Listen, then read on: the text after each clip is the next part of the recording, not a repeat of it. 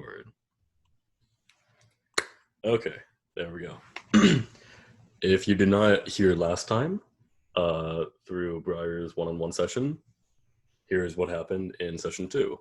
Briar was drunk on some very expensive alcohol and dive-bombed out the window of the tavern in the Ebon Dimension, quickly getting up, going back in, and eventually falling asleep at the bar while getting dreads by Scarlet, after essentially crying and hugging each other.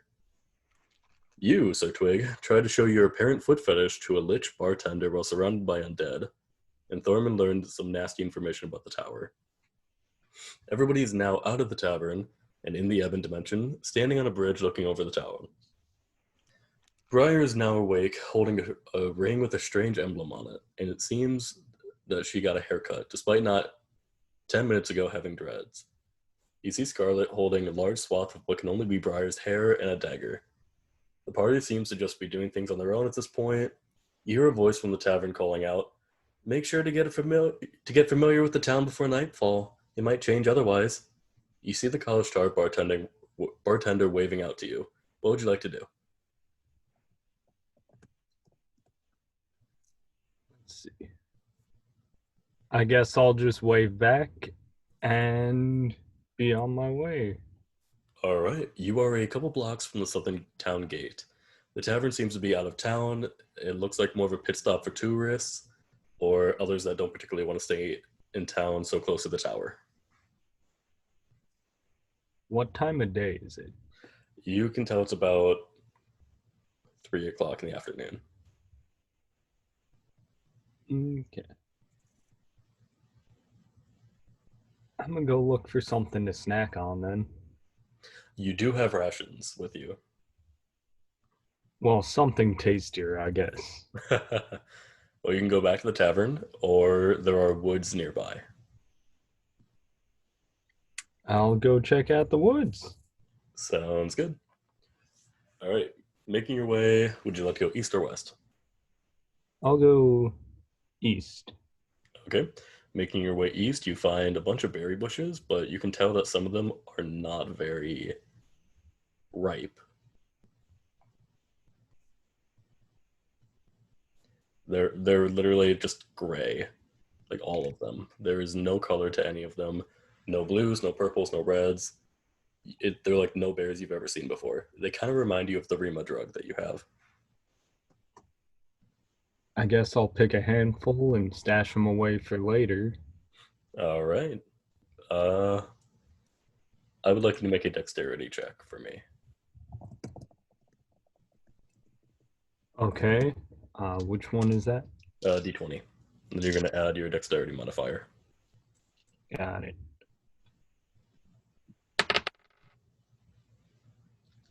9. Including your modifier? Yep. All right. So you can get like 3 berries. Got it. All right. What would you like to do? You're not too far from the entrance to the woods. You can still see the rest of the party. I'm gonna wander into the woods a little further looking for some better berries.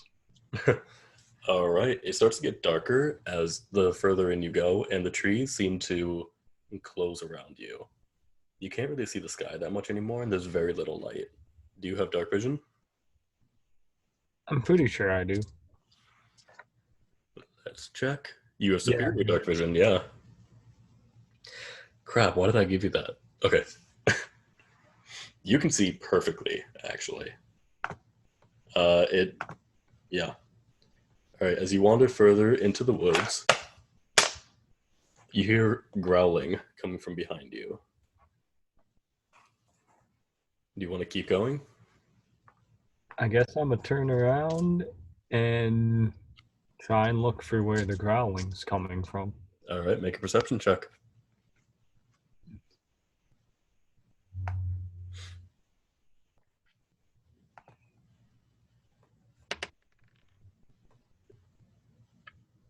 $20. 20. All right.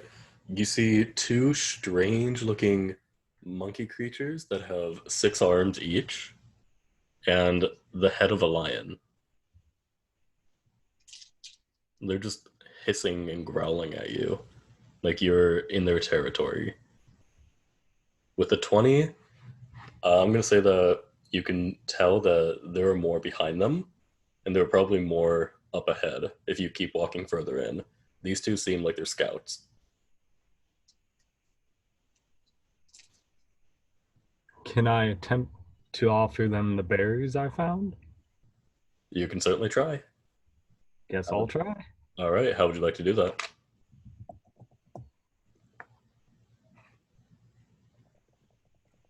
Uh, I'm gonna just carefully hold it out on the end of one of my tentacles.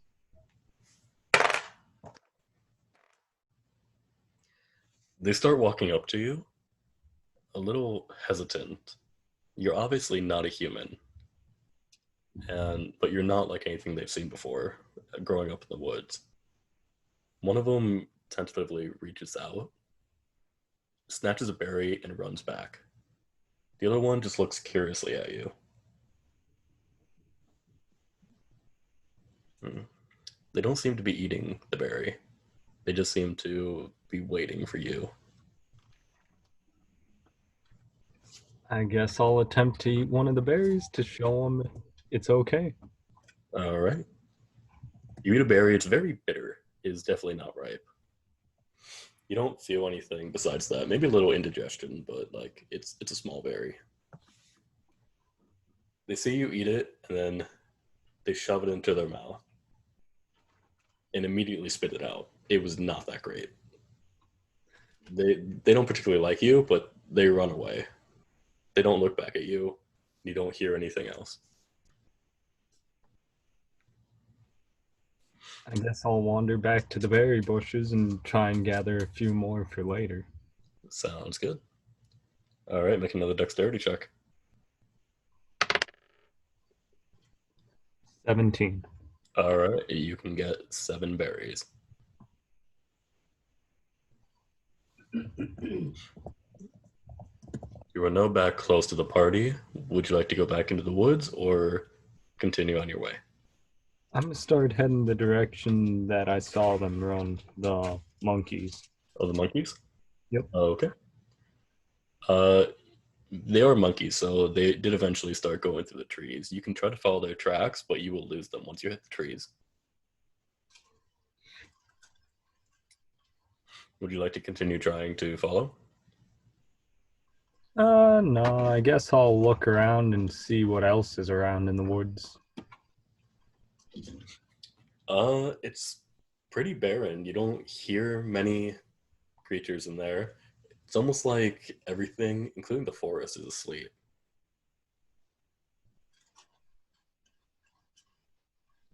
There are no bugs out. You don't hear any cicadas. Nothing's really going on. Well, I'll attempt to look for some herbs then, I guess. Okay. Make a survival check for me, or investigation. Sorry.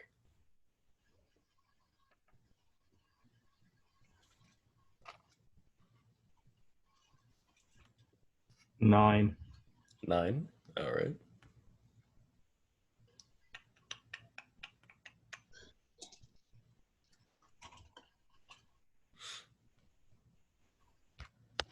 Let's say you find what you can assume to be cinnamon. It looks like rolled up little tree bark, as well as some allspice berries. I guess I'll collect some of it. All right. You have 2 cinnamon sticks and 8 allspice berries.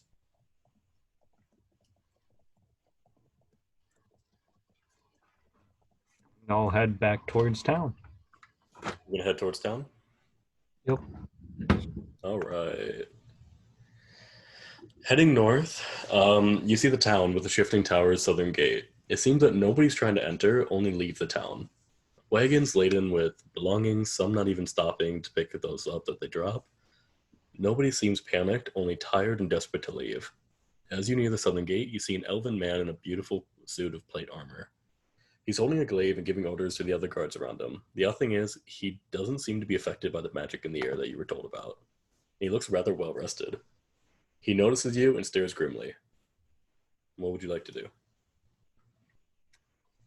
I'm gonna inquire about why he's not tired compared to everyone else. Okay. Hmm. The man perks up at you and salutes. Uxin, Uxenbarrow, General of the Order of the Rooks in this town. I just happen to be immune to it. A lot of elves are.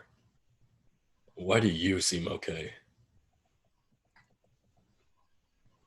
I have no clue, honestly. Hmm. Well, how may I be of service? You're obviously a traveler. How might one make some money around here? Well, if you're trying to be safe, you can go to the notice board. Not many people go into the tower or anywhere near it. In fact, most people leave the town because of it.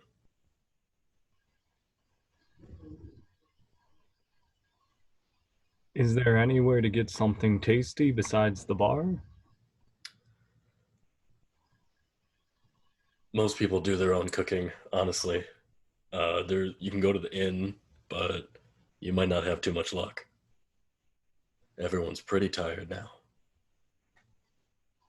Well, thank you. I guess I'll go check out the notice board. He salutes you again and goes back to giving orders.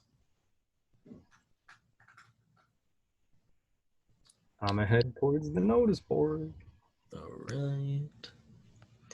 As you move deeper into the city, you can see that the town is beautiful and very clean. New-looking buildings and houses are strewn around the central plaza's inner circle, and the architecture is new and like nothing you've seen before. The city is like a small citadel, possibly made out of material that can only be found in the shifting tower because you've never seen it before. As you walk past this beautiful area, you see a large market and elves busily running around and keeping other people awake. You see peddlers selling freshly caught fish and a blacksmith working on what looks to be an advanced machine that strikes and shapes the metal bar for her, creating a very large warhammer. As you're walking through the town, you start hear whispering coming from over your shoulder saying, "Drink the blood, drink it." You also hear the clang of metal and scraping of stone. Then you see a humanoid creature swinging just over your head and out of sight. What would you like to do?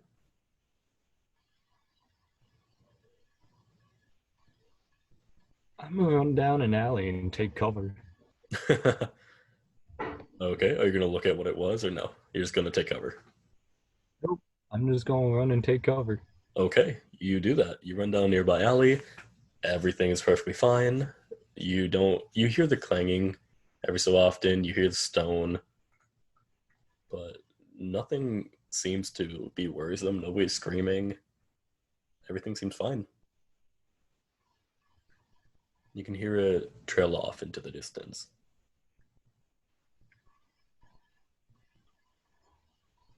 Guess I'll carefully peek back around the corner and make my way towards the fish stand. Okay, you make your way towards the fish stand. Nothing hinders you. You see a burly and oddly portly elf, which is not typical. He's selling freshly caught fish.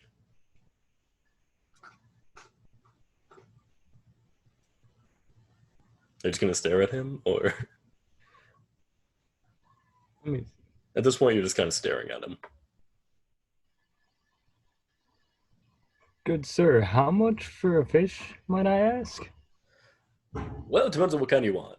I can tell you that this fish right here, he holds up like a 3 pound fish that's about, let's say, 12 inches, 11 inches. It's very thin, but it seems very wide at the same time. This beauty right here, impossible to catch, I gotta tell you. I only caught one the entire day. I'd say about 5 gold for this one. If you want something cheaper, we could do silvers or copper worth of tuna. I'll take a copper's worth of tuna. All right, he hands you a couple of very, very small tuna, like only a couple inches each. He takes your copper and he goes back to trying to sell all of the fish. And I guess I'll head back towards the quest board or All right. You can assume that going to the center of the town would be the best way to find the notice board. So as you're walking around, you find it fairly quickly, considering it's not a huge town. A fairly bored-looking tiefling sits in a chair with his feet up, drinking from a flask and scratching his beard as he sees you approach. He watches to see what you do as you approach the board. You can see a few jobs are posted, nailed to the board using different materials. Some seem to be written on paper, while one seems to be written on a fairly large leaf, and another one seems to be made of some leathery material. Sorry, I have hiccups, so I'm like stopping a lot. All right, No what would you problem. like to do? I'm gonna check out the leaf one. I'm intrigued. All right. Question: what languages do you speak? Let's see. I can also probably look. You speak, Common, I guess. yeah, Common, Thieves Can't, and you can read and write Quaylith, which is an illithid thing. All right. Well, honestly, it's lucky that you did that. Written in symbols that you can recognize as Thieves Can't, you read, "Kill a rook, take their bow and grappling arrows, and come to the alley near the Fletcher. Wait for your reward."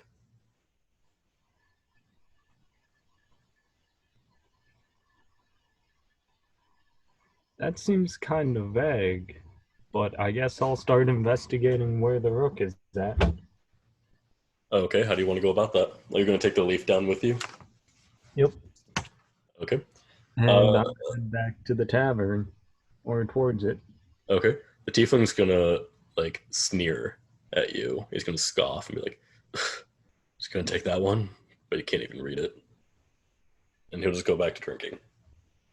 I'm gonna turn around and shoot an arrow at him real quick. You're gonna shoot an arrow at him. Close, but not quite to hit him. I guess I'll pierce his flask if I can. Roll to hit.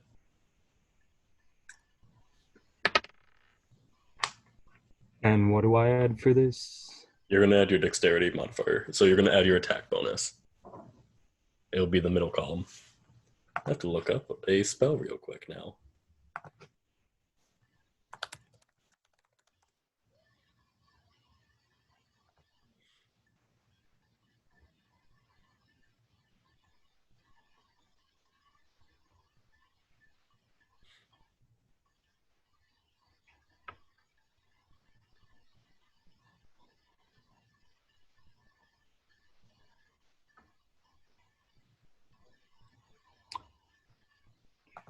Would you like help?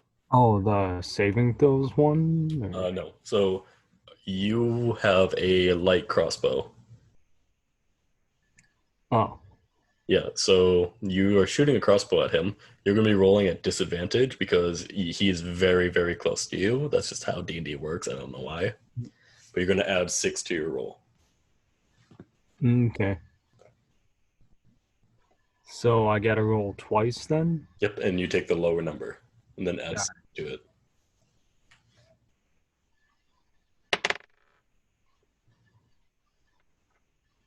12. 12 Yep, with the... with the modifier? Okay. You missed the flask, but you scrape his cheek. You can see him bleeding. You see fire roll behind his eyes, as if his irises are just gone. He points a finger at you and says something in a language you don't understand. You need to make a dexterity saving throw. Dexterity saving. Yep. So you're going to add your saving throw modifier, which would be +3. So same. 19.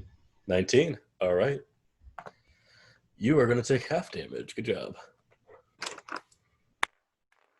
You are still going to take 8 damage, though. 8 fire damage. And currently, your robe is on fire. The man stands up. He throws down his flask and starts screaming for the guards. "Rooks! This man tried to shoot me!" You can hear scraping of stone again. And you can hear people, and yes, I do mean people, whistling above your head.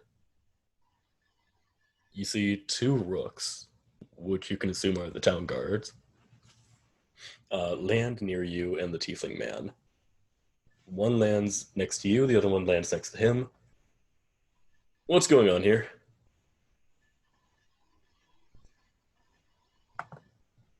This man sneered at me, so I shot at him.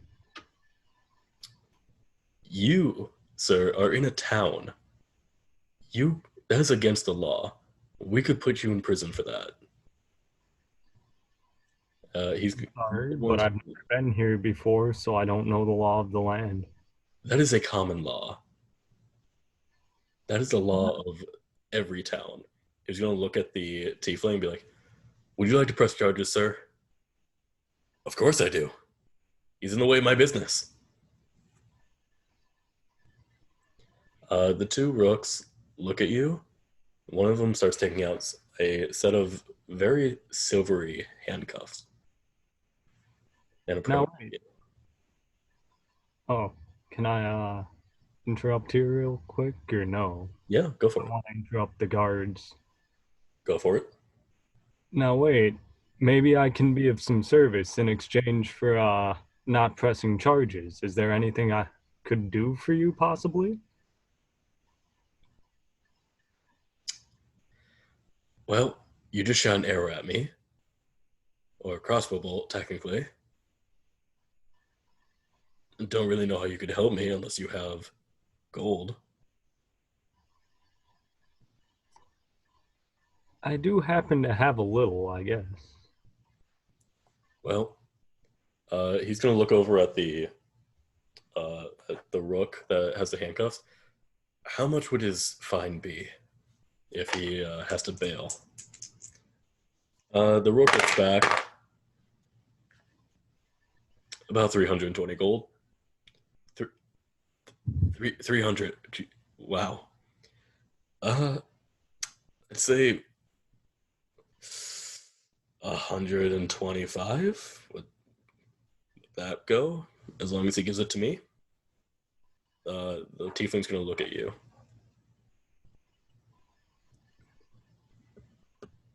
He's obviously more interested in money than he is about getting you arrested. So, I'm not sure how much I have currently. That's what I'm checking for. it will say GP. It should be on the Okay. bottom in the I center. have 145 currently. Okay. Well, what would And you like to do? what is the fine? You can give him 125, or you can go to jail because you don't have enough to pay the fine.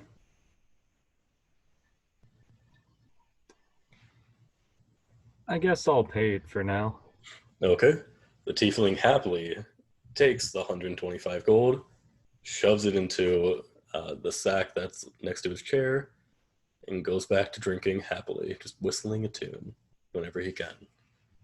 The rooks look at you and just sneer, like, it's wasted our time. And you can see them draw their bows and shoot an arrow and then go whizzing off as if they're flying into the air. You can tell that they have grappling arrows.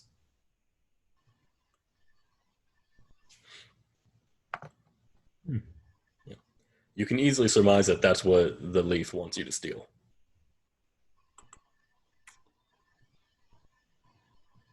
I'm try and figure out where them arrows be landing exactly. They're pretty close to the roofs. Like they're like Spider-Manning above everything. So I guess I'm look for a way up to the roofs. You don't see any way, but you're also in the middle of a town.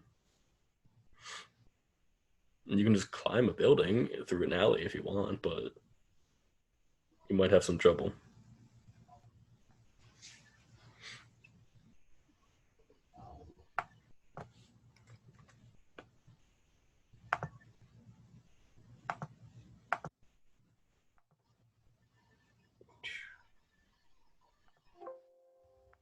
I guess I'm gonna start collecting some information. I'm gonna head back to the town square and look around, start asking people stuff.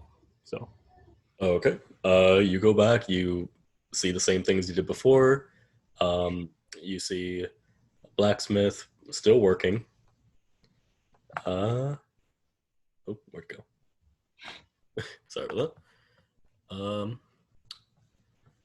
You see a Fletcher, which was mentioned in the note, an armorer, which is a uh, small elven man, just not even looking. Sorry, I'm really trying to read this. All right, he's eyeing you up and down, and he pulls out a tape measure. If he's taking your measurements, an apothecary just staring blankly at everybody in his mask, and a man just sitting on a carpet. A few items in front of him. They seem to catch your eye. One of them being a pile of gold that just seems to be sitting there.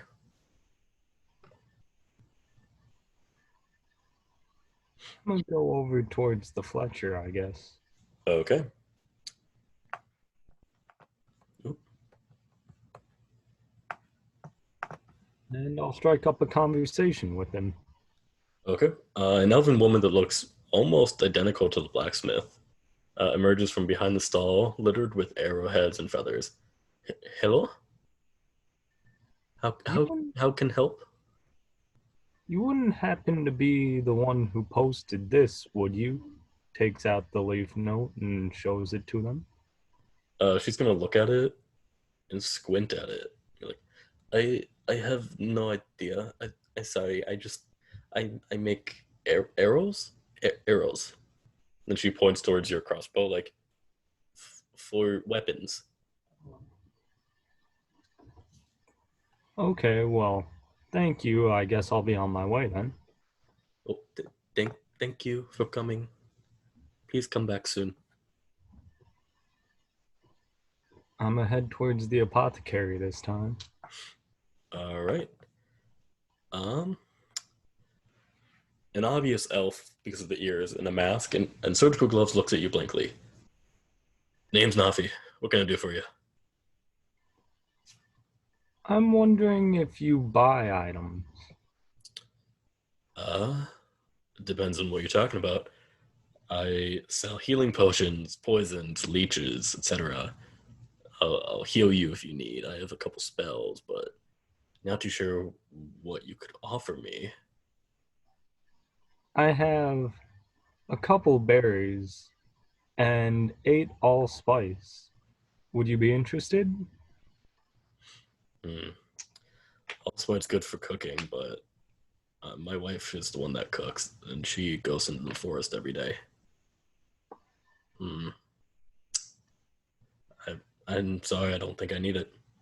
Thank you, though. Okay. Well, would you happen to need anything at the moment that I could be of assistance with? Hmm. He looks around and starts going through his bottles. He seems like he's being a little shady. He has a hidden compartment that you can see him look into under some of the bottles of potions that he's selling. And he looks back at you, shakes his head, and decides, "No, I'm good, thank you." Okay. I guess I'll be on my way again. Yes, you better do that. I What? guess I'll start. I guess I'll start heading back towards the tavern again. Okay. You go back through the city. You still see the beautiful architecture, the very smooth stone that all the buildings seem to be made of. As you start nearing the outer circle, everything starts turning to slums that you didn't really recognize or see before. You can see a lot of housing here. They're just going to go all the way back to the tavern. No, I think I'm gonna look around the slums a little bit. All right. Where would you like to go? I'm just gonna wander around until I bump into someone. Okay. Uh,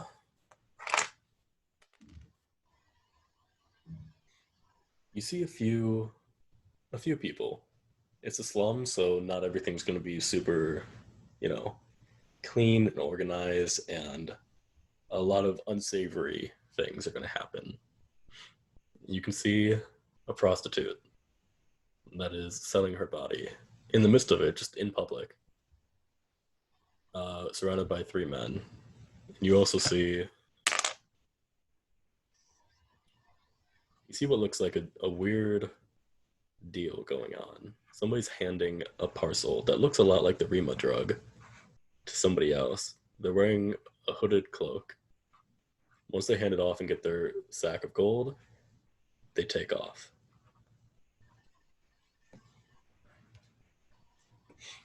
What would you like to do? That's all you see. So I'm gonna wander over and inquire about what he has to sell or what he may have. well, this dude is running. Like, he is gone. I'm gonna try to chase after him. Well, isn't there another guy who sold it to him? Oh, it's the guy that bought it. Yeah, I'm gonna wander over to the man selling it to him. Okay. How would you like to approach him? Are you gonna be stealthy Casually. about it? Are you gonna sneak up on him, or what? No, I'll just approach him casually. All right.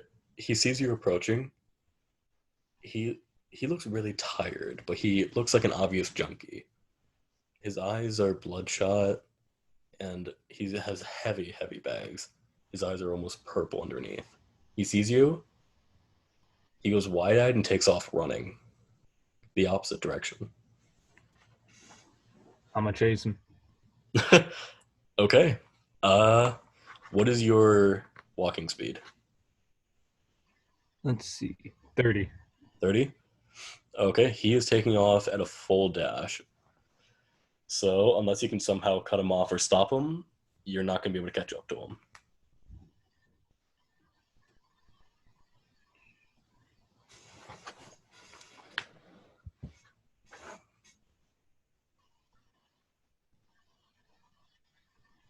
I guess I'm gonna cut down an alley and hope that I can get in front of him. Okay. You cut down an alley. High or low? I just want you to say it. Low. You come to a dead end. But the dealer that was sitting on the carpet with the pile of gold and curious items, it's either the same person or a completely new but identical carpet. But they are in this alleyway.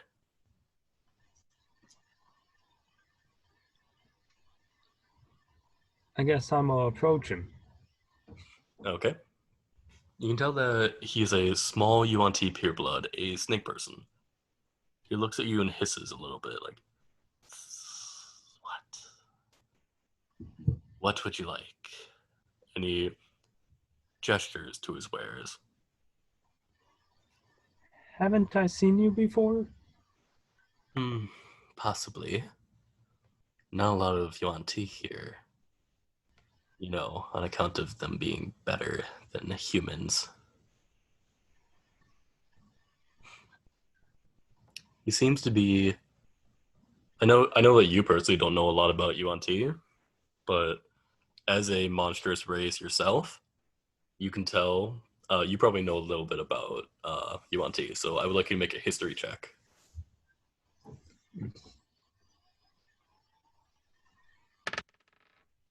12.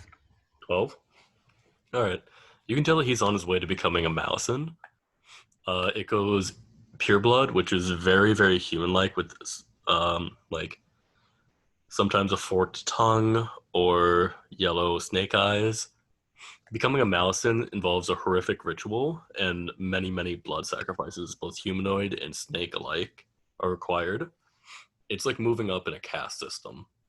It goes Malison, and then Abomination, and then Anathema, which is like a 25-foot long snake creature. So you can tell that they're a little bit higher than a pureblood, but not quite a Malison. Almost as if something stopped them in the middle of the ritual. You wouldn't happen to know anything about this note, would you? Proceeds to pull out my note and show it to them. He stretches his hand out, gesturing you to hand it to him. I guess I'll hand it to him. A little tentatively, though. He takes it and looks at it, reading it over. Can you read this? I can. Then you should Would know. you like? You should know exactly what it means.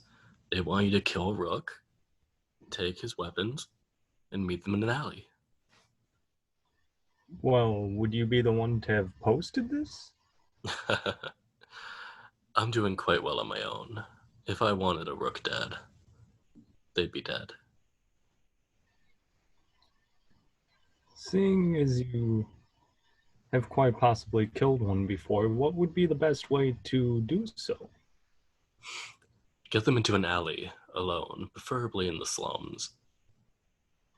There, nobody cares about the screaming.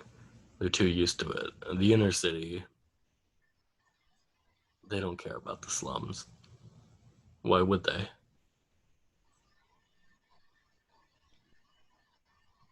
Well, would you do me one favor then?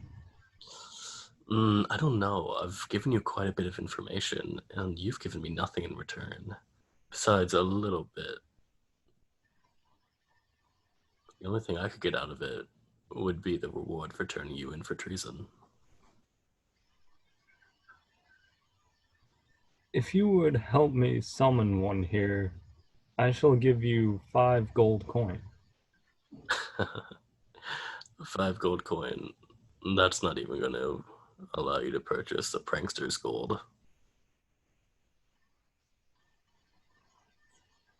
Well, is there anything I can do for you, seeing as I've wasted your time? Yeah, let's say you're new here. You're obviously not a human, which means you're going into that tower, right? Precisely, I guess. If you find any magic items that you don't really want, you'll give to me. It doesn't have to be for free, of course. I just want first dibs. That seems more than fair. That's all I ask. You can find me whenever you wish, even in the tower. Okay, I guess I shall be on my way then. All right. You turn the corner. Oh, so you turn around and you hear a whoosh of air. I'm gonna turn around quickly and see if I can figure out what it was. Okay. Nothing. The guy's still there. He seems to be blowing into a jug though now. I'm gonna slowly back away. Okay. You do that. You slowly back away. He just looks at you blowing into the jug. This empty jug. He turns over and gold starts falling out of it. And that's the last thing you see before you get out of this alley. What would you like to do? I'm gonna find another little alleyway that's sparsely populated if possible. You can find many. A lot of people in the town are either asleep, as far as you're aware, or just inside, not caring. I'm gonna approach someone who seems alone. Okay. You see an elderly man in a shoddy looking cloak. Gray hair, doesn't really look bathed, just drinking out of a cheap bottle.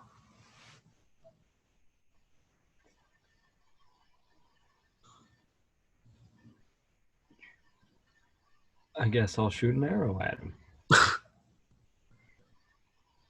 Best way to summon the guards before, so I guess with any luck it'll do it again now.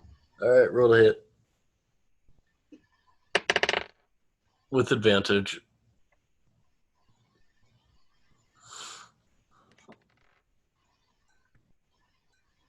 14. Okay. Roll your damage.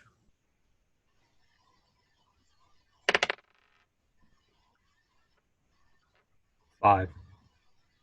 Congratulations, you've killed an old hobo. Well, that didn't go as planned. Nope, it did not.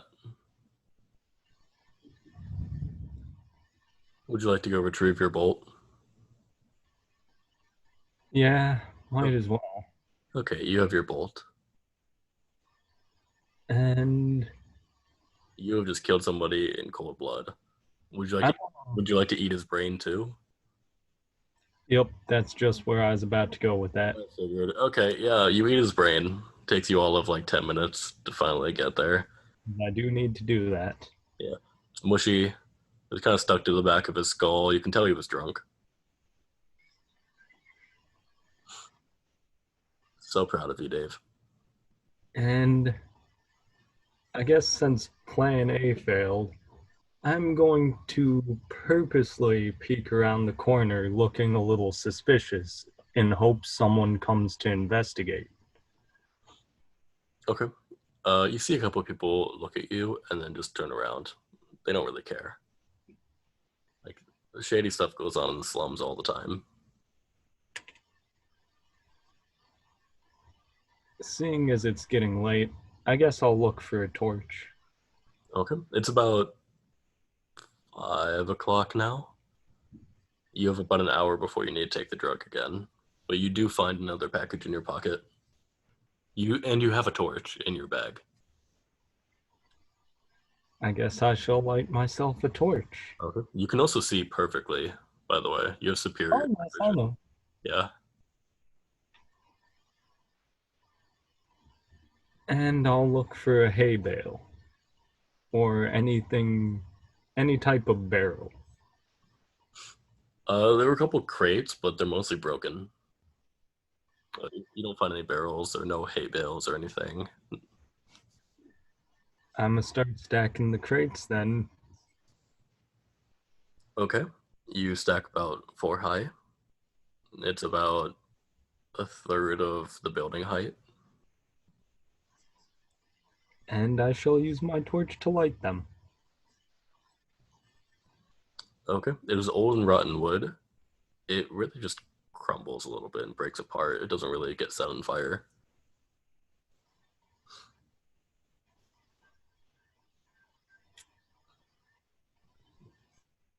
It's not the cleanest area. I guess I shall start looking for other flammable stuff. There are people. There are some clothes on the ground. You can see like scraps of clothing. Uh, that's really about it. You don't see any fresh barrels, nothing that looks really flammable. I guess I'm gonna try and sneak up and sneakily light someone on fire. A little bit of a dick move, but I'm gonna do it. Okay. The only people that you saw besides the man you just murdered was two people that ran away and the prostitute and the 3 men. I guess I shall go light one of the men's pants on fire. Okay. I would like you to roll dexterity or stealth. So roll a stealth check for me at disadvantage because you're walking up behind them. There's 4 of them and you have fire in your hand.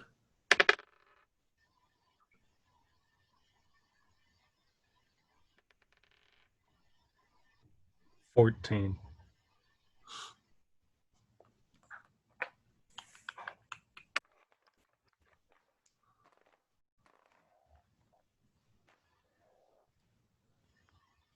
Two of them see you approaching and they stop doing what they were doing. The woman is essentially broken. She can barely think. You can tell that her mind is clearly not there. She just slumps against the wall. And the 2 men look at you. Like, you got a problem. Maybe I do. What of it? What are you looking at? Get out of here. All 3 of them are facing you now, by the way. I'm gonna put my torch out square in the center of one of their chests. You did not get close enough to be able to do that, so you would have to walk up to them and do it.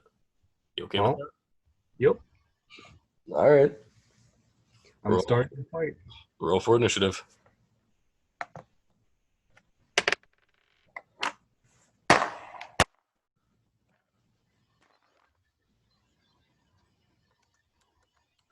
Wait, no modifier for this one, right? Your initiative modifier.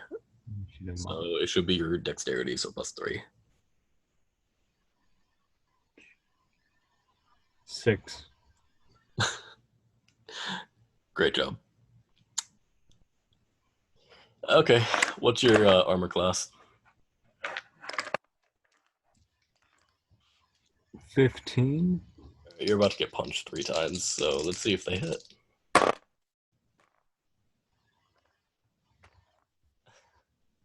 All right, you do get hit twice, but one of them punches you square in the tentacle. And I don't mean the ones on your face. You are going to be taking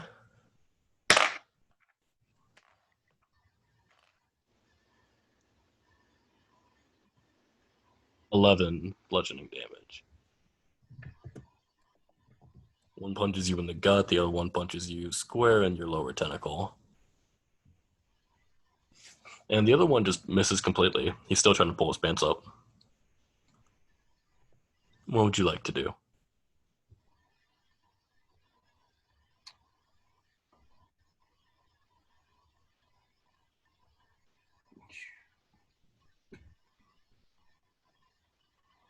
Seeing as I'm close, I'll try and grapple the one who's a little confused and use him as a shield. Or the one who's still trying to pull his pants up and use him as a shield. Okay. Roll strength or dexterity. You can do acrobatics or athletics, but I believe you don't have a modifier besides like your normal one. Oof. The only way you can fail is if you roll in that one. So Is what? is if you roll in that one. So Rolled an 8 with the dexterity modifier. yeah, you got it. I rolled a 2 for him. So he's now currently grappled. What would you like to do with that? That was your action. Unless your ability states otherwise, but I don't know if it does. Oh, you're a fighter. You have action surge too.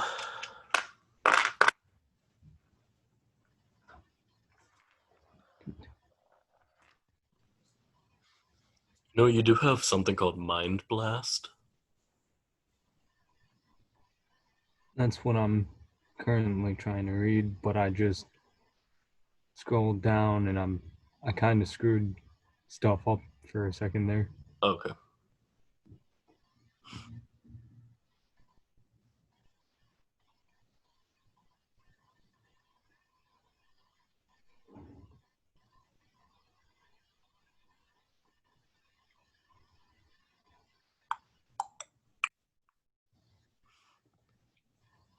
Essentially, they have to succeed in an intelligence saving throw, or they're going to take a bunch of damage and then be stunned. Which means they will be. Maybe if I want to extract brain or use the mind blast here. Extract brain, I believe they have to be Well grappled. humanoids grappled by you. Yeah, you And do. I'm currently grappling one dude. I'm currently holding, so That's just a thing that you're going to be able to do at the end of the end of their turn. So yeah. you don't do it on your turn anyway. So you can do Mind Blast still. So mind blast seems to be the way to go then. Okay. What is your saving throw? My saving It should for be intelligence. yeah, it should be your spell save DC, I believe. Saving throw for intelligence is 5. No, that's your saving throw. It's a spell save DC. Oh, spell save DC. Should be 10 plus your well, if your intelligence is 5, so it'd be 15. So The one you are holding currently fails. The other one makes it, and they fail. So 2 fail. You roll your d8 and then add 5. You're going to do that twice. So 1 for each one. And then 2 of them are stunned, including the one that you are currently grappling.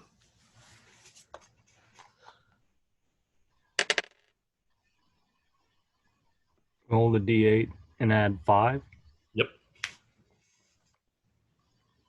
The first one's 11. And 11. Okay. The one in your hands is not looking too great. He's quite bloody. And the other one of the other guys, the one that punched you in the gut, falls to the floor. Doesn't look like he's able to move, and he is very bloody as well. The one that punched you in the dick is still perfectly fine. Not sure if illithids have dicks. They're a hive mind, asexual type thing, but yeah, get punched in the crotch. So, I believe that's your turn, unless you want to. Yeah, that is. Your action surge, you can take an additional action, Nope. which means you can attack one more time. I'll save that for later. I feel like it'll be more helpful later. All right.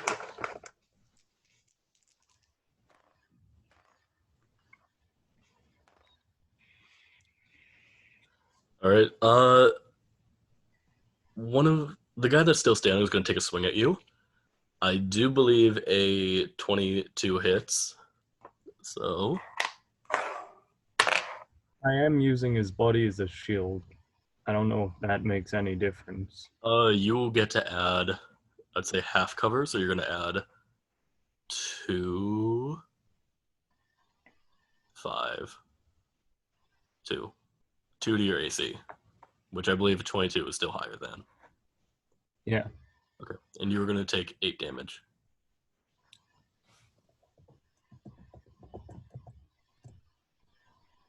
Okay. Okay. The other 2 seem to be resisting the stun, but they still can't seem to get up. It is now your turn again.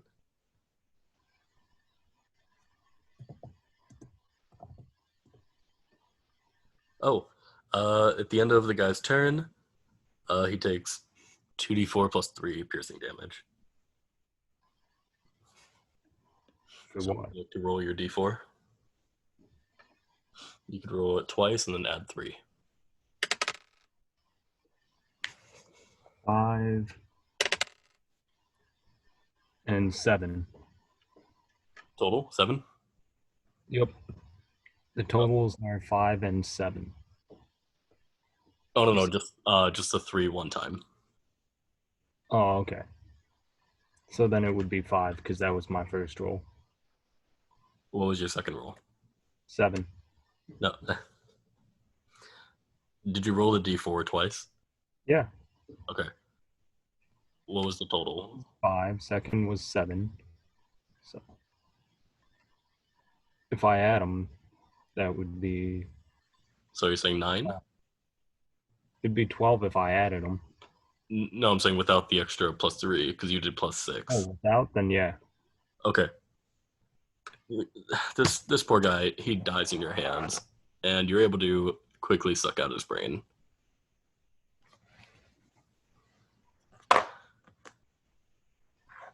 Is that all you'd like to do for your turn? I'm going to, I guess, throw his body at his friend who's still standing. That would be an action. Actually, it's not even your turn. Now it's your turn. So yeah, you can do that if you want to. Yeah. That will be your action. But you can do it. Would you like to use a Well, arcane shot? What? You can use a heretical arcane shot if you want, like when you throw them. Is that a thing I can do? Yeah, you are a heretical arcane archer. Oh, because I was going to immediately attack him after, but if I can do that to attack him, all the better. Yeah, you can throw the guy as a projectile. You can either heal the target, you can add an extra 3d6, but you'll have to roll in the wild magic table. Or you can do an extra 2d6 psychic damage, and then they have to succeed a wisdom saving throw, or else they are blind up to, except for up to 5 feet away from them. You also have a spell called Green Flame Blade, but you can do it from melee or ranged. You'll do a little bit of extra damage. You'll get 7 extra damage. Oh, no, 5 extra damage. I'm gonna use my heretical arcane shot here. Okay, you're going to add 6 to your roll. So I'd like you to roll. And I'm going to have you add 4 because you are throwing a literal person. So you're not going to add 6. So what am I rolling here? You're going to roll a d20 and then add 4. Got it. Yeah, I'm taking your strength modifier away from the attack bonus. 21. 21 hits. All right, which heroic arcane shot would you like to use? You can do risky, which will do a lot more damage, or you can do shadow, which is less risky for you. I'm gonna do the risky. Okay. You get to add 3d6. So you can roll 3 of your mini d6 now. And then you also get to roll a d4. You can do d4 and add 3. And then you're going to roll the extra 3d6. Okay. Roll the d4, add 3. 7 on the d4. Nice. Oh, wow. The d6 is rolled real good there. All right. What'd you get with them? 5, 5, 6. So total of 22, 23. Nice. You have killed this man. He is absolutely fucking down. But also, a flash of lightning shoots down. I would like you to roll a d100 for me. That's the 2 d10s, right? Yep. You could do one of my favorite things in the world. You could roll on the wild magic surge table.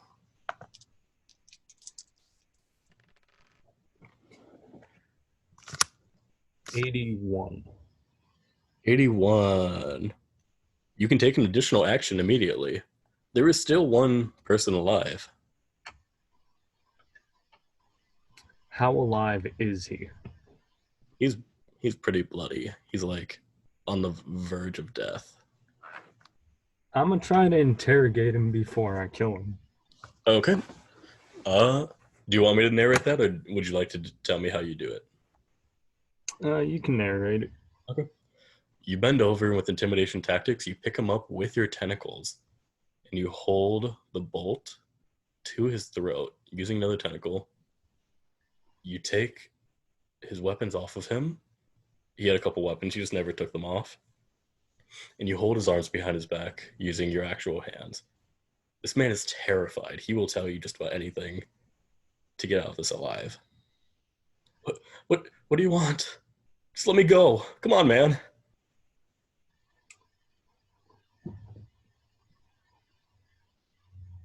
I would like you to call the rooks. The rooks? What? Why? What do you want me to do? I'm on a bit of a mission. It's none of your business, really. Just do it. This is the slums. They're not going to come here. You better start trying then, and hope that it succeeds. He immediately starts screaming. Like, he's screaming for the guards, like, rooks! Please, God, I'm going to die. Please save me. He is screaming at the top of his lungs. You're not hearing any stone. You're not hearing any metal scraping. No whooshing of the wind or anything. Come on, man. I tried. They're never going to come here. That's just how it works in this town.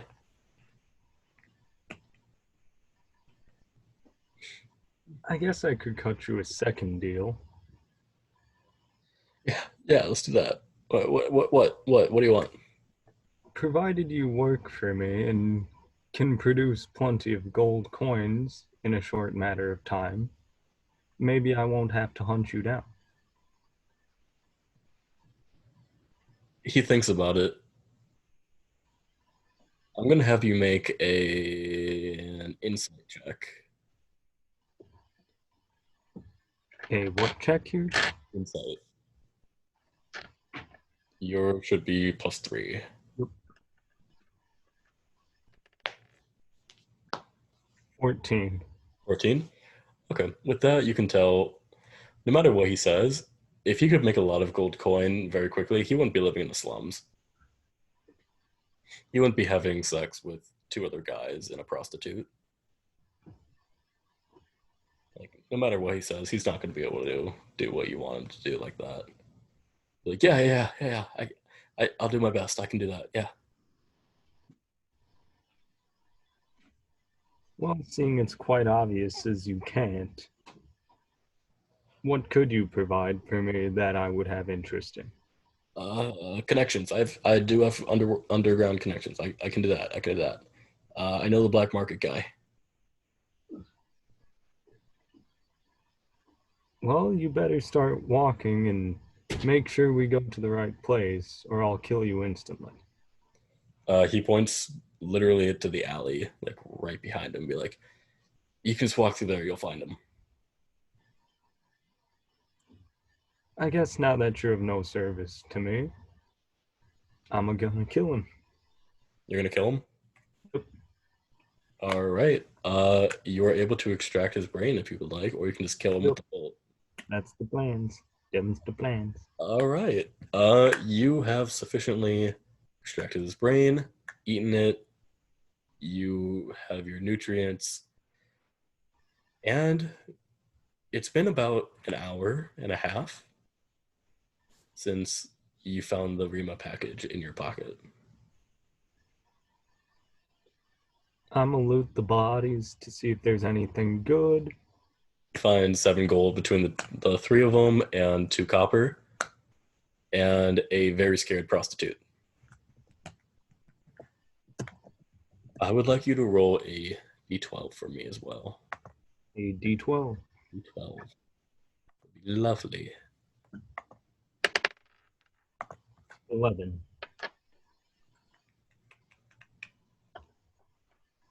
Uh, okay. You automatically fail all insight checks and are paranoid until you finish a long rest. So whatever anybody tells you, if you're gonna try to see if they're lying, you're automatically gonna fail.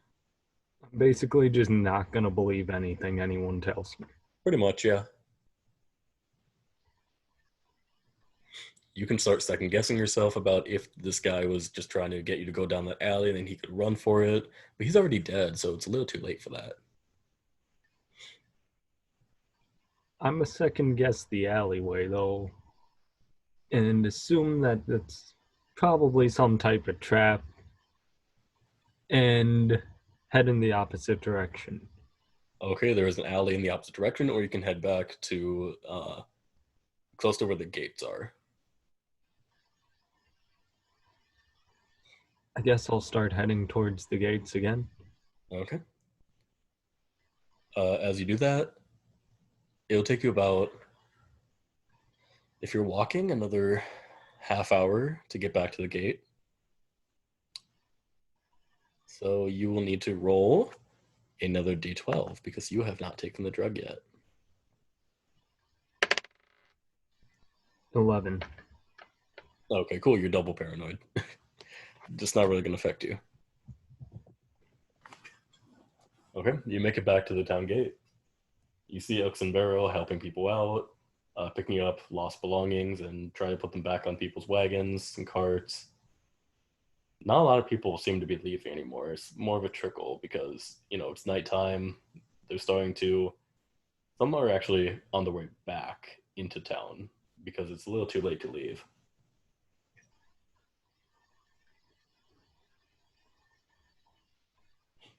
I'm gonna pull out my tankard again, All right. and let's see.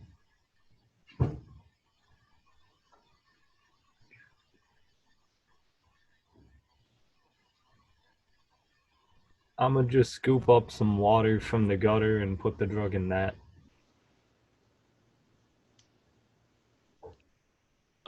Before you do that, do you think about putting water in it? Nope. I mean, you have to think about something technically. Well, I'm gonna make an attempt to fill it from the gutter. Okay, it fills up with uh, dirty water, and before you even touch the gutter water, and then you add gutter water to it, you will absolutely feel horrible if you drink this, and you know that.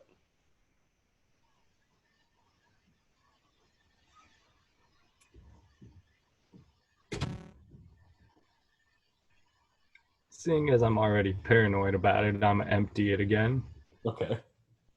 and think about filling it with wine this time. All right. It fills with a very dark red wine. Once again, I'm gonna quickly empty it Okay. and rethink it, filling it with let's see, milk this time. Okay. You see a brown milk that's filling up. Doesn't fill up to the top though. Fills up not even halfway. Something seems very off about it.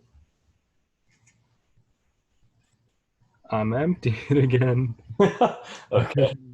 You have Attempt to fill it with tea. you filling it with tea. Hmm. Okay, it fills up with a weak black tea. Not great if you're trying to sleep because of caffeine, but you know, it's good if you want to stay awake.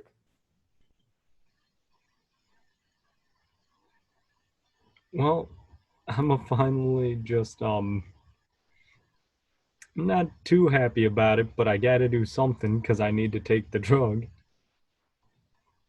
I'm gonna just down it with the drug real quick and hope for the best. All right. The slum starts disappearing, and the gate, instead of stone, starts to be covered in thick tree branches. You are suddenly back in that forest at a single long table with the man in the floral white dress that you talked to not too long ago before you made your way into town. Well, you're back. Would you like some tea? I step back abrasively. No, I think I'm okay. Well, suit yourself. And he starts noshing on the little tea cakes that are on the doilies and everything. You are still in that trapped little area again. Sucks that you're paranoid. I'm gonna start searching for a door or an exit again because I remember one being here. Make a history check for me. Got it. At disadvantage. 16. So I actually rolled quite decent there. All right. You make your way towards what you do remember was the exit. But as you walk into the thicket of trees, you just walk into a tree. It does not pleasant. You hear giggling from behind you. I turn around quickly and swipe with one of my tentacles. Oh, it's not right behind you, but you see a grung, which is a frog or toad person, wearing a white floral pantsuit. You can tell that they're more feminine. They're just looking at you and giggling. Who are you? Have we met before? What are you talking about? You're the one that just came here. I know I've been here, but you weren't who I saw when I was here. What are you talking about? I don't believe we've ever met. Oh, I mean, you've been here the whole time. I haven't done anything. I've just been sitting here drinking tea. I offered you some. That's not true. I'm pretty sure someone else did. What are you doing during this time, by the way, as you're talking? Just kind of panicking and hoping that nothing happens. Okay, as you're panicking, and I assume you're looking around a little bit, you Mm, eventually look back and you see a dwarf, a large, hairy dwarven man in a floral white dress. What are you talking about? I've been here the whole time. I'm gonna quickly jump to the side and pull out my bow. Your crossbow? Yep. Okay. I'm sure you haven't been here. I would know. He raises his teacup and takes a little sip. Boyle, I've been here the whole time. You're the one that just came here. Now, what can I do for you? Can you prove it? Would you like me to do that? I, I don't know. What are you? As you can see, I'm a dwarf. But just before there was someone else. I have no idea what you're talking about. As you're blinking, the perspiration from your eyes, suddenly there's a human female in a white pantsuit in front of you. Are you okay, dear? No, I'm not. I really have to get out of here quickly. Well, the exit's just right there.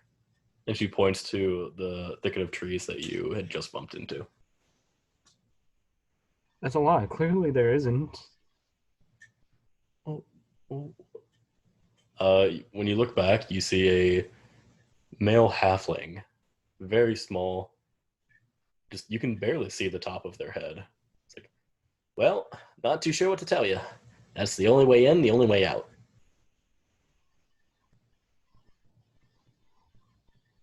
Uh, are you sure? 100% sure.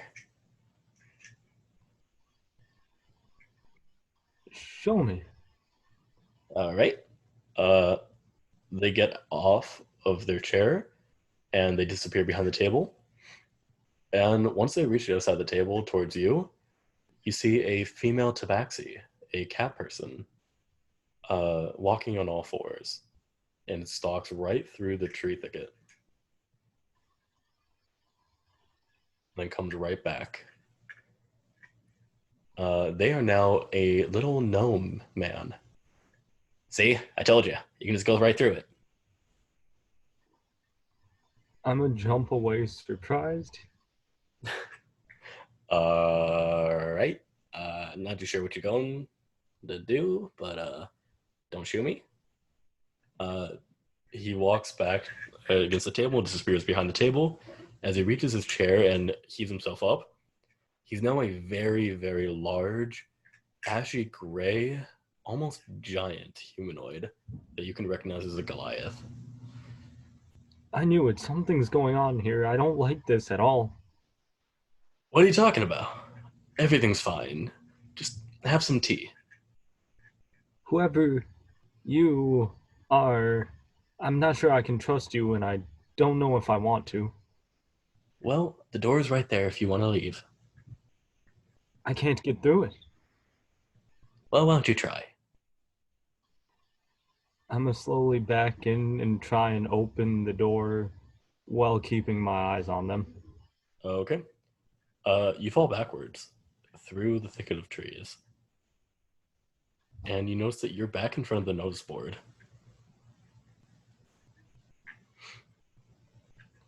The What tiefling happened? is Where not am I? happy to see you, though. What happened? Where am I? I was just in a forest. What are you talking about? You're just sitting there. You've been sitting there.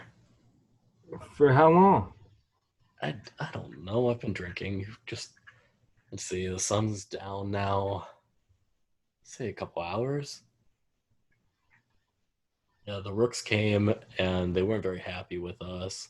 You gave me the money, and then you were about to leave, and then you smacked your head on something. Not even sure what, because there was nothing there. It just fell over.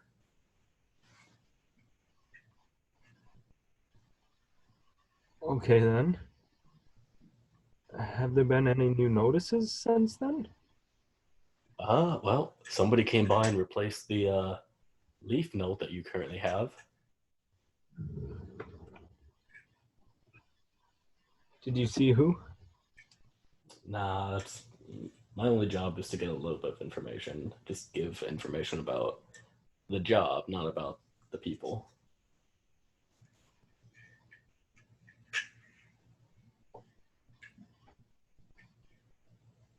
Well, clearly you're not happy with me as of earlier, but for I guess another 7 gold, if you would provide me the rest of the information on this note and the quest it entitles, I guess. Uh, Considering he is being paid to give information on this, uh, he's not allowed to take gold for that. Like, don't worry about it. I'll just give you the information. Um, it was a little halfling that came, asked me to hang it up for him. He was dressed in all black. He had a weird little raven. It was like yellow on his shoulder pad. He was wearing leather armor. Not too sure where he went. He just walked around a corner and disappeared. They obviously want you to, and he lowers his voice, kill a rook, which you can get one on your own. On their own, it's not going to be too hard, but you're looking a little worse for wear.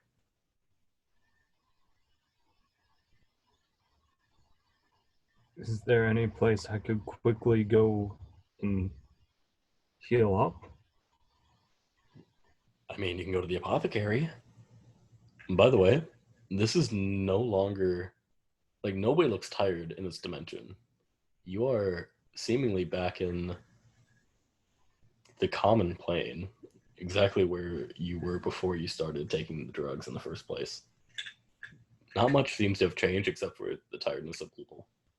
And you see a few more people walking about, even though it is nighttime. I'm slowly make my way towards the apothecary. All right, you do that. He looks at you again and goes, "Oh, you're back. What can I do for you?" How much for something that will restore my health fully? Well, like a greater healing potion, it's 100 gold. What about something a little cheaper, perhaps? Cheapest I got is 50 gold.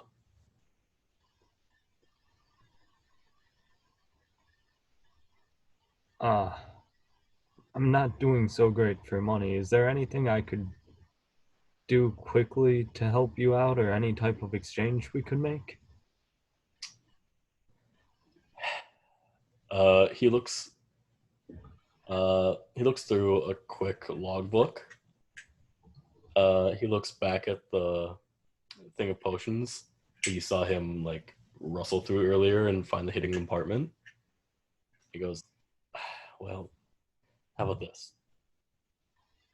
5 gold, and I will heal you with a healing word if you know that."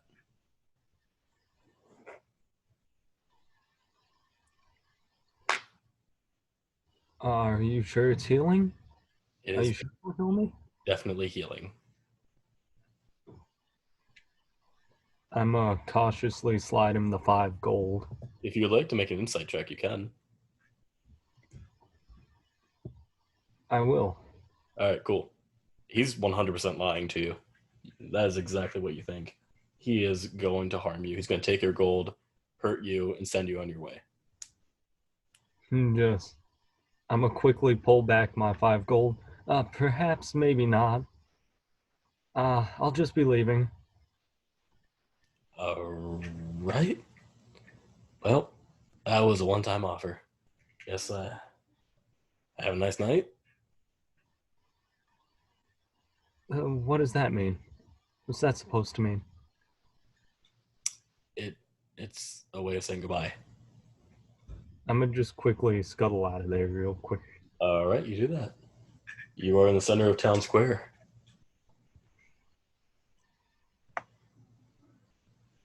I'm gonna head back towards the bar once again. All right, you're heading back through. You are near the slums now. Anything you would like to do in the slums? No, as I'm worried currently that something could happen because of the "have a nice night" comment. All right, you're heading back towards the tavern. Yep, and I'll enter it when I get there. Okay, I would like you to make a dexterity saving throw for me.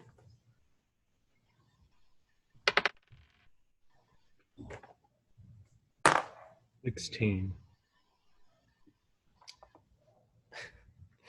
You were so close.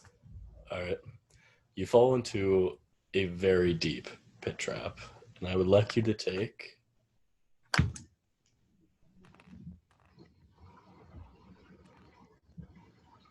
12 bludgeoning damage. You definitely hurt your leg a little bit. It's great you're not wearing a bunch of heavy armor, though. That's going to weigh you down.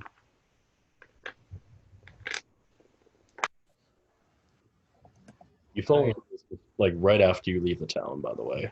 I am really not doing great. I am sorry. Uh, No, that be life. you find another packet of Rima as the night goes on, and you hear once more, "Drink the blood. Do it. Let us out." Really not liking this. Well, I'm gonna fill it immediately with water Okay. and then second guess myself again. Okay, I was gonna say it's like yellowish, but all right. You dump it out, or Yep, I'm dumping it out. okay, you dump out the water. And remembering that earlier, one of the party members, hopefully, do I have to make a history check on remembering something here? Uh, would your character remember it? Like, would they have made a note of it? I think they might have, Okay, then considering if you do remember it, then I will allow it. considering it's quite possible because this is a big event when she just started walking through the walls. Uh, Hmm. But she seemed quite happy. oh, Scarlet. Yep. Okay, Scarlet's a guy. Yeah. Either remembering Scarlet started walking through the walls but seemed quite happy. Mhm. I'm just gonna pop the drug into my mouth. Uh, 1 second. Seeing as I'm a little paranoid about everything, it's like that seems like the best option. You do find yourself back in the tavern, oddly enough. Um, and you see a young tiefling man at the bar, just smiling gently at you. He looks rather well dressed and pretty young. Ba-da-ba-ba-ba. Where is it? Here it is. Okay. You hear the tune of foreign music that you have never heard before, but you haven't heard a lot of music. You're not sure when the music started or even how you got there, but it seems very jovial and upbeat. Everybody around you is fancily dressed. Nobody is even looking at you, oddly. Laughter and whooping fills the empty space as if the music wasn't enough. Uh, The tiefling barkeep pops up, polishing a tankard. He seems to not be able to focus as he looks at you. Says, "What can I do for you, sir?" Where am I? Where is this? You're in the tavern. You you came through the door. This isn't the tavern I remember, though. Not quite. I don't remember it being this cheery ever. Well, it's not like we really went anywhere. We've been here. My name's Agamemnon. At your service, sir. And he bows gently. The tiefling seems very happy. So do the patrons. Everything seems so perfect. A little too perfect. I would like you to make an insight check, which you automatically fail. Yep. Something seems very off about this plane. Can I leave here? How do I get out of here? I'm not sure I like this place. Agamemnon looks around shiftily and then looks back at you. Oh, sir, there's no need to do that. It's so great here. Not like those dreary other planes you could go to. This is Bahan. You're in the highest Ramah of life here, and you'll be happy if you stay. This might be forward, but I think I'd be happy if you stayed. No, I'm quite sure I don't need to be here. Well, I mean, if you really want to leave, um, you could just walk out the door, but I can't really stop you. I'll walk out the door. What's outside? Is there anything I might need to worry about while I'm out there? Well, at this time of night, possibly bears, wolves, just anything really. A lot of the town gates might be closed by now. I'm not in too great a shape, but I don't know if I want to risk it, but I'm not sure I want to stay here either. Well, if you would like, there's a free room that you could stay in. And he points to where you remember Scarlet running through the wall that last time before disappearing for several hours before you took your nap in the rafters. I'm gonna cautiously make my way over to the free room All right. and peek inside before even attempting to enter. Okay. Are you looking for anything in particular? Just anything anything that seems off or may harm me. There's a tankard in there. Uh, but it doesn't look clean, unlike the entirety of the tavern and the people there. It's a wooden tankard just sitting there on the bed.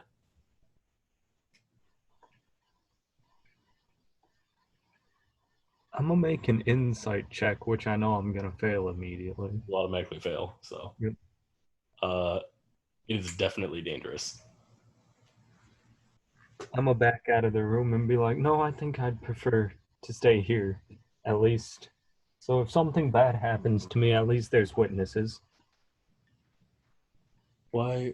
Why would something bad happen to you, sir? I don't know, just a feeling I have. I really don't like it. Well, all right. Feel free to join in on the dancing. It's gonna go on for a few more hours, I'm sure. I Most think I'll pass on that. You sure? Something could happen. Well, all right. Can I get you something to drink? I'm I'm fine. Maybe a little parched. What is there? Well, there's a lovely blood wine. Uh, Looking at you, he taps his chin and thinks. We don't have any brains or any spinal fluid on tap. Not too sure. I can check the back if you want. Um, okay, you do that. Okay. He goes and checks the back. He comes back out with a small keg, like almost like you would use for mead. And he pours a mixture of red and yellowish green, clearish fluid into a tankard. and he hands it to you. I'm gonna just stare at it cautiously, but continue to try and conversate. Okay. Uh, this is a noble that gave his life to the tavern. In fact, he was one of the patrons that helped start the tavern up. You can say that his blood and spinal fluid in here is magical. Not many people like you come to drink it, but we have it just in case. It's very old, so it should be aged well. We make sure it doesn't dry out. And you're sure this is safe to drink? For me, no. For you, yes. Why not for you? Because I'm not an illithid. Mind flayers are the ones that are able to do that. How can I trust that it's safe to drink? Try it. I'm a cautiously dip a tentacle in and taste it. Okay. It tastes great. It is it is magical. You can tell that much. You're not quite sure how though. There doesn't seem to be any negative effects. I'm gonna quickly guzzle the rest of it down and then back off a little from him and the bar. Okay. That's coming from the guy that immediately ate maggot and mold riddled food right when he woke up. I'm quite paranoid currently. Yeah. Good job playing your character. Um, all right. You start to feel not woozy, but a little bit lightheaded. And you can tell this is the feeling of when you're going to a different plane, just like before. You felt this twice before, actually. The wooden walls start to rot, and you can see the support beam that almost fell onto you in the middle of the tavern, yet again. Nobody else is in the tavern, except for one being. Something drips on your shoulder, and you know, without even looking at it, you are back in the abysmal dungeon.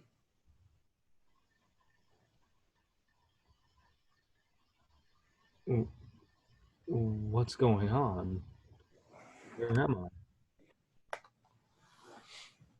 I? No response. I'm a slowly approach but keep my distance to the man or whatever the being may be.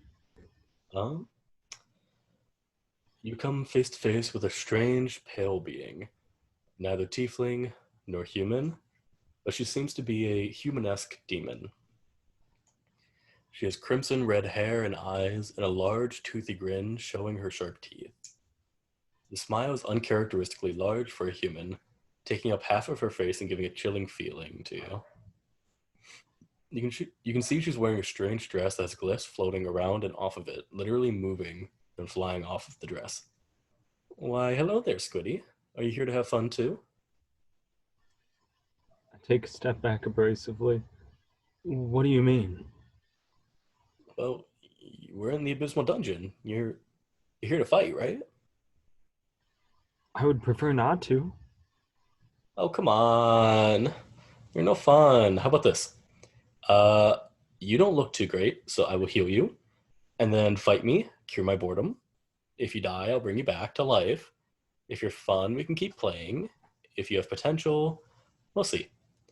But if you don't entertain me, I'll make sure you suffer more than anything you've ever felt before. And why should I trust that?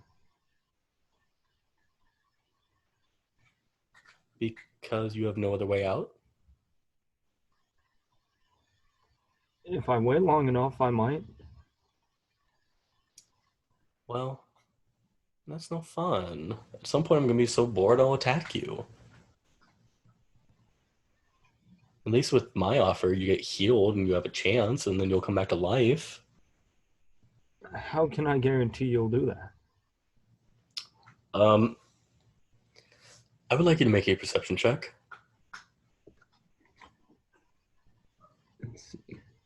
I'm gonna tell you right now, DC is 20. Yep.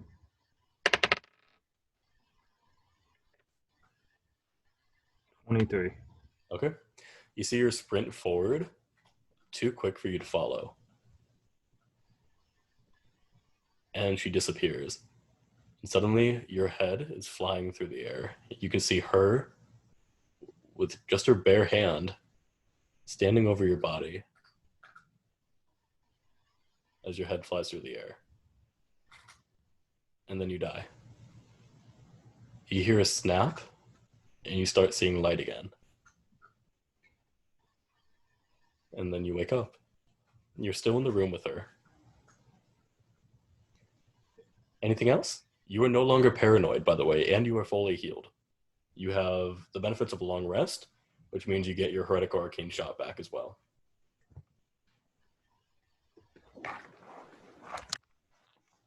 I fall to the floor, surprised, stammering a little. Well, I guess that proves that you can do it. Come on, play with me. I'm bored. This is better than hell. Come on. Seeing as I have nothing better to do for, well, however long, I guess I might as well. Sweet. My name's Zizix. And she holds out her hand to you. How about this? If you can make me bleed even a little bit, I will give you this. And she makes a gesture in the air, and suddenly she's holding a ring. You can tell something is familiar about this ring. Almost as if whatever is adorning it is part of you. Like you can feel it.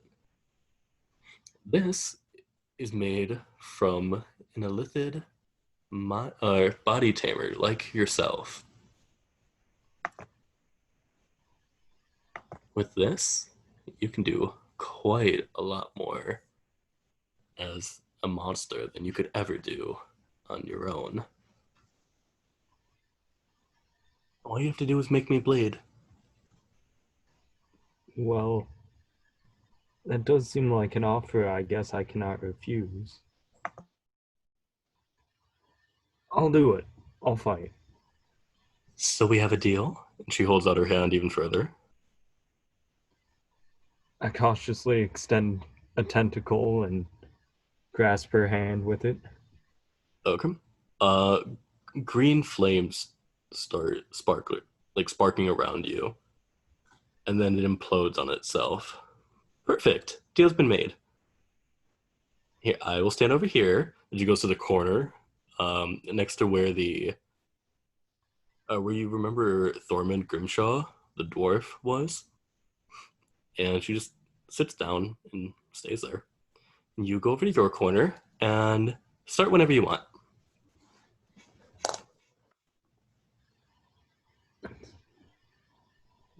No So, rules. You can do whatever you want. I'll just sit here.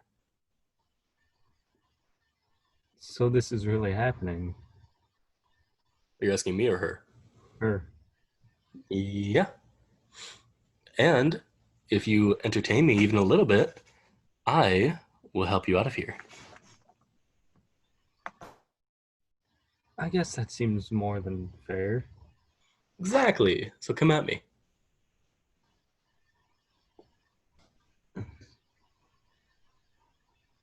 I'm gonna take 2 steps forward and load my crossbow.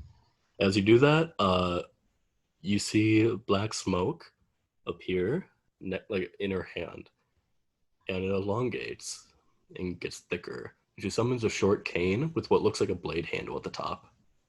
She grabs it by the handle, and you see black smoke coming out of the cane, and she throws it at you. Where's my d20? Here it is. Does a 21 hit? For armor class? Yep. It would, yep. All right. You are going to take 8 damage. It seems to pierce through you, oddly enough. It goes completely through you. It doesn't even stop, but it still hurts. And as you get knocked back a little bit, you can feel it come back through you from behind. It doesn't do any damage, but it does return to her hand. Come on, hurry up. You're never going to be able to entertain me like that. Okay. It is I your. guess I shall start if I'm supposed to entertain you. I guess I'll start making this fun.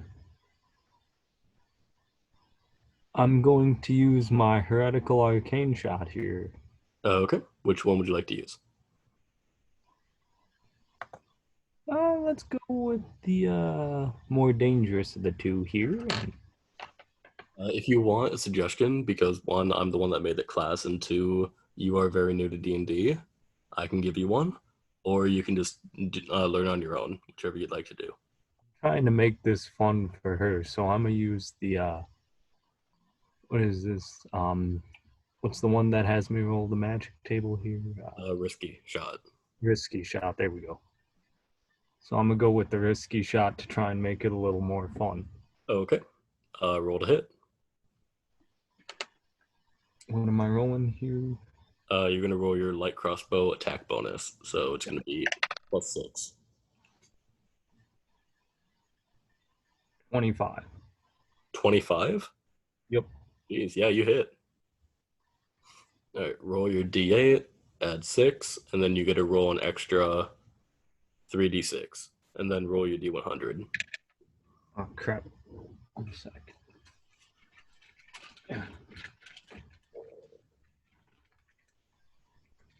D8, 7. So 13. Okay. The D6 here. 3, 4, 5. Huh.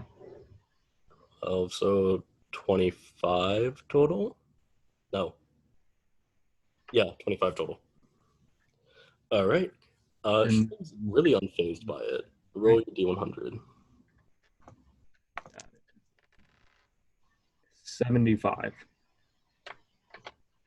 You glow with bright light in a 30-foot radius for the next minute. Any creature that enters turn within 5 feet of you is blinded until the end of its next turn. So right now you're a very easy target, but if you get closer, she won't be able to see that well. Anything else you'd like to do on your turn? I'm gonna run as close as I can at her and attempt to fire arrows for cover. Uh, your bonus action, you can load your crossbow. You can move, yeah, you can get up to I her. can use But, my action surge as well here. okay, then you can shoot again. Yep. Go for it. You can't use another Herdic Arcane shot this turn though. Yep. Okay. I know. So So just roll to hit. 17. And I gotta add 6 to that, right? Yeah, you hit. Don't worry. Okay. So I'm gonna get as close as possible to her. Okay, you get right up to her, and you shoot her point blank. Roll your damage. Another D20, or is it the D4 here? D8. D8? Yep, Yeah. D8 +6. 10. All right. She seems perfectly fine. Like, you shot 2 bolts at her. Neither of them, like, they both seemed to hit, but they didn't seem to do anything really. In fact, the arrowhead seemed to be on fire almost. She pulls them out. She throws them back at you along with her little cane. As they're coming at you, she disappears and appears again behind you. She's currently, I would like you to make a acrobatics, dexterity, strength, or athletics check for me.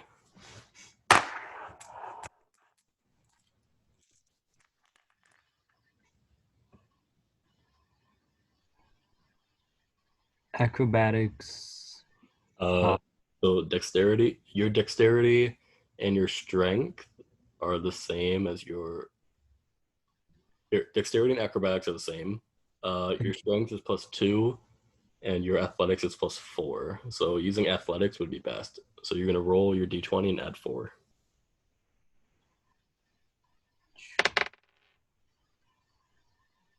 Oof, nat 1. I rolled a 3, but because you got an at 1, even the 4 didn't really help you enough. You are currently grappled, and she's taking a bite out of you with her very sharp, very large mouth and teeth. You are going to be taking. Oof. 9 piercing damage, and you can feel poison entering your system. It starts burning, almost like fire. You're going to take an extra. What's that? 2. So you're going to take an extra 4 poison damage.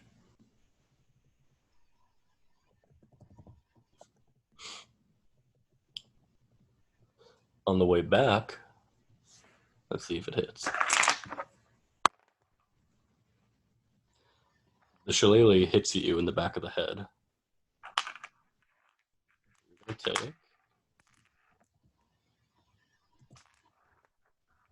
another 10 bludgeoning damage. And then is your turn. How are you looking? Not great. Well, you have second wind, and you have a healing heroic arcane shot.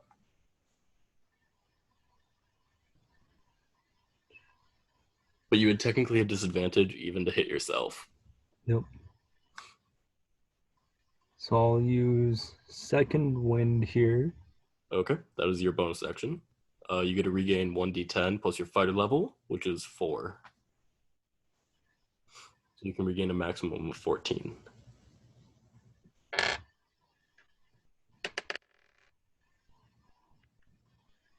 Regain 5. You roll 1? Yep. Oh my god.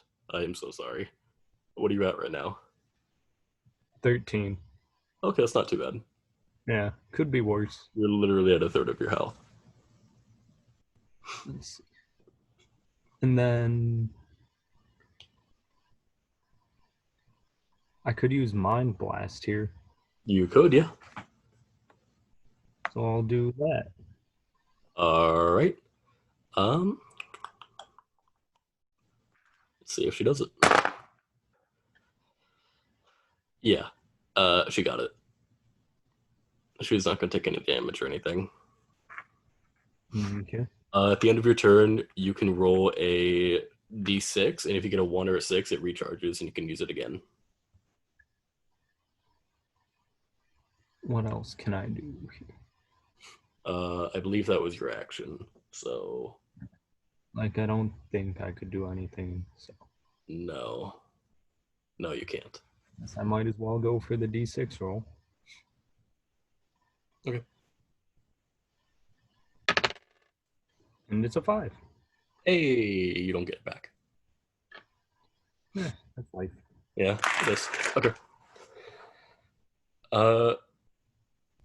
You see, it's really dark in here, but you can still see perfectly.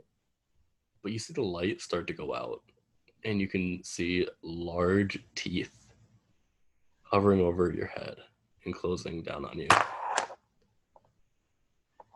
And I do believe that a 20 will hit you. Mm-hmm. She chomps down, swallowing your entire head and severing it at the neck. You have died. Just what is it? What is love? No, You no. wake up again. You do wake up again, but you're in a lot of pain. Dark Souls. Just the Yeah, you died. It's like Bloodborne all over again. No, it's like Sekiro because you can go back and do it again. Yeah. Love, you are now alive again. You're holding your throat, which your surprise is still intact, but you are there. And she's just looking at you and just filing her nails with her teeth.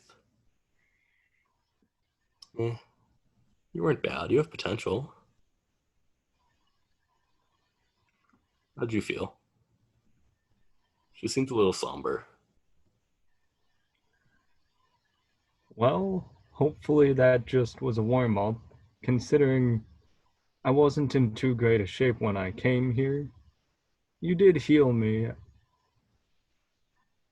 I'm ready to fight again whenever, I guess. Oh, you are fun. She will toss you the ring, which I will give you information for later.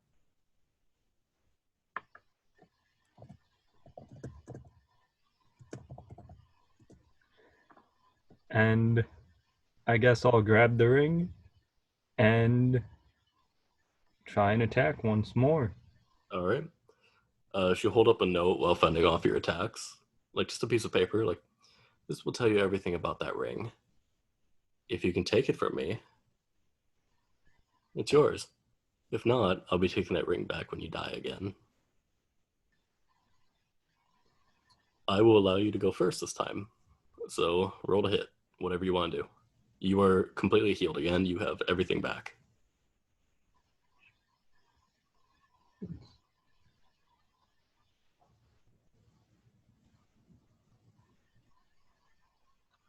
Looking at my information here, if you're wondering what I'm up to.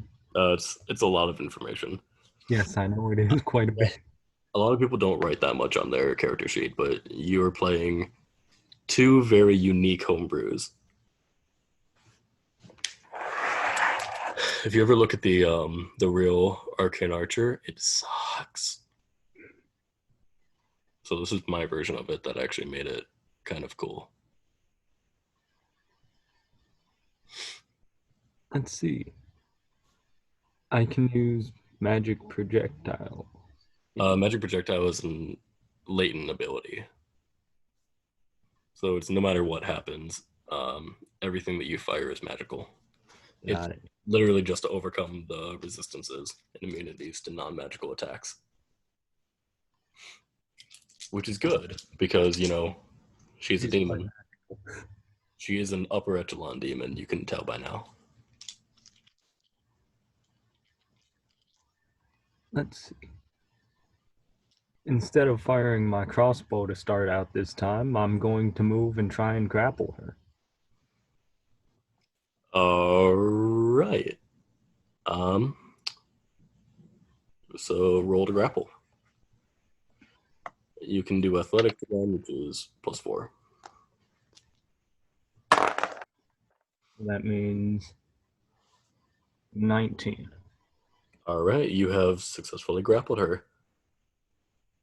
She looks back at you, her head turning 180 degrees, and just gives you a big toothy grin that gives you a little bit of a chill.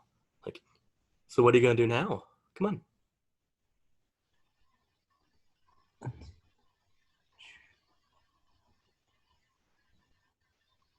She Might starts. as well try the what? I was gonna say she starts opening up her mouth again to swallow your head as you do whatever you're about to do. I was going to try a mind blast again. Go for it. Let's see. Oh, she fails.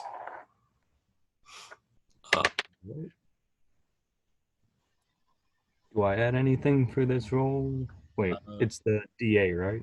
Yeah, D8 plus your intelligence, so +5. Okay, hold on. I rolled the wrong one there. Let's see. I grabbed a D10 like an idiot.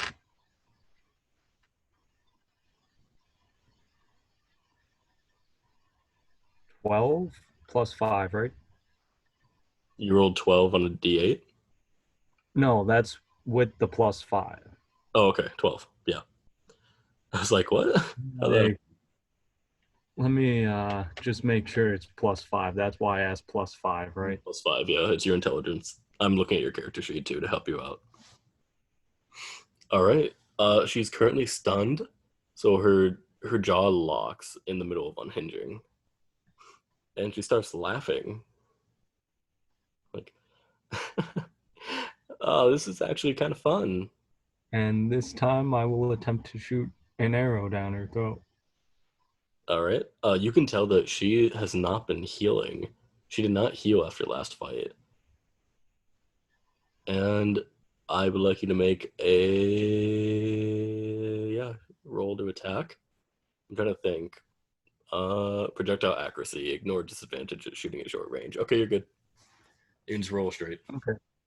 Roll a d20. Yep. 16, 17, 18. 21. Yeah, that hits.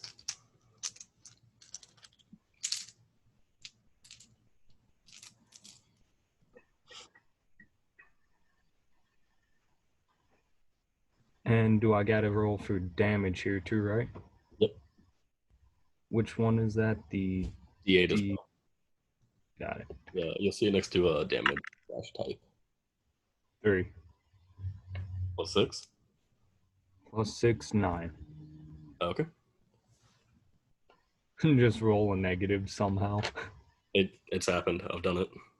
Oh God. Yeah. Not fun. What was I at? 65. You said how much? 7?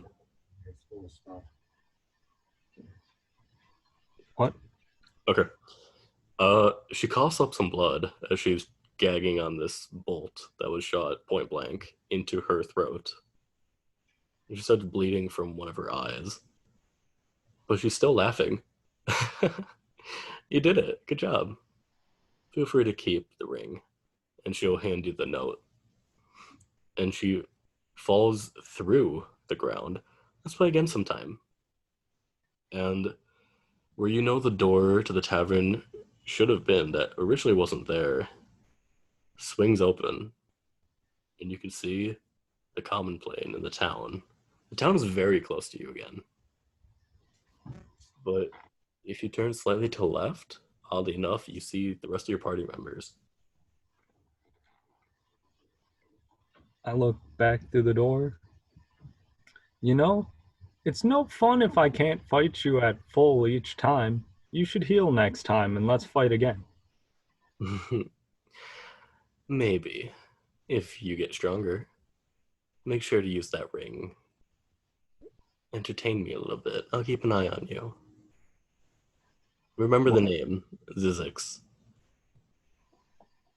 Well, then I'll be back sometime to play again. Enjoy.